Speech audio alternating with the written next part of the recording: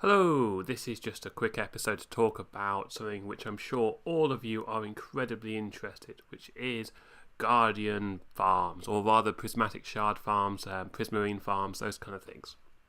And what we're looking at here today is I've seen some people do farming, I've seen people do some incredibly interesting things. They all work on basically the same premise. There are three components to each one. I just want to go over how my design works and how it works just a little bit differently to everyone else's. Okay, so what we have going on here is three sections, and at the outset it looks like just like everyone else's. You've got a big ball of water, you stick it under a slab. You have to put this inside a monument. This is just in my test world here. And then at the bottom of this you have a sort of a filtering system into the lava which will kill them, and then they sort of bounce around here and they touch the lava. So if I deal with the easy bit, which isn't controversial first, generally what you have at the bottom is a bunch of hoppers leading into a chest. That's like so. You generally have a two gap, generally it's two, wooden signs in the middle which has lava on top of it. Obviously the lava cannot touch wooden signs, and they sort of bounce around here and they'll touch the lava. They'll fall through the lava, but they'll touch the lava if they aren't dead yet, and they'll keep on fire, and then when they die, all the stuff picked up by the hoppers into the chest. Generally what people do is this will generate so much that they then feed this out into some kind of sorter, sorts out your prismarine shards from your fish, from your prismarine crystals. That's the easy bit, that's the non-controversial. So, a bit above is basically where we will need to talk about. What most people do is they put a large block of water supported by signs with a cap on top. You have to put a cap on top. There's a lot of detail about how high you build this. You need to build this between certain levels. The cap needs to be below a certain level.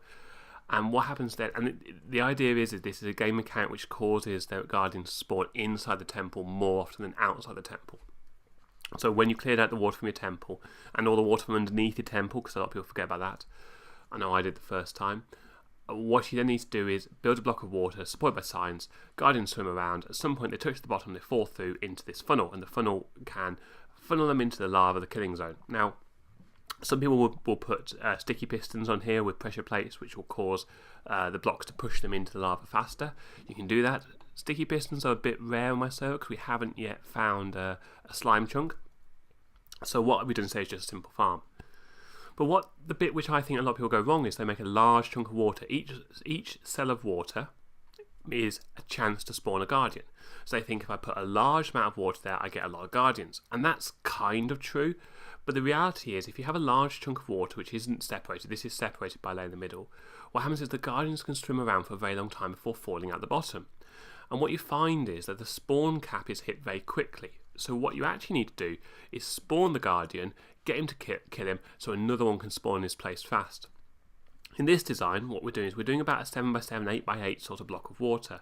The guardians will spawn in the middle. I'm just going to spawn there. He'll sort of swim around, and when he hits the bottom, he'll suddenly fall through, and because he's had a bit of momentum there, he'll fall straight to the second one before falling into the collection zone and then into the lava. So this design here is actually incredibly efficient. It's more efficient than having filled up the water in between. The second thing is, if I want to double this up, I'd actually build a one to the side. I wouldn't break this connecting wall, I'd actually build the entire thing again. I could use the same connecting wall to compress the space a little, but I would put a gap in the water. The most efficient way of getting these things is probably to build a 3x3 spawn zone, and then lots of 3x3 spawn zones, and each 3x3 spawn zone having its own lava underneath. And that means you're going to need a bit more iron to build hoppers. Iron's a bit easier to come by than slime in my place, so I'm probably going to do that on my server next. But basically this is design. So as you see, he's swimming around, and he'll fall down very quickly into the collection pool.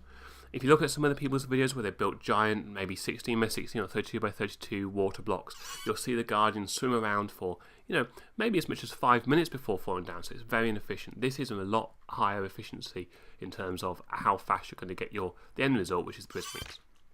Now, if you wanted an aquarium, go build an aquarium. But this is a highly efficient farm. It doesn't matter what you build it out of. I think it's better to build it out of blocks at the top on half slabs.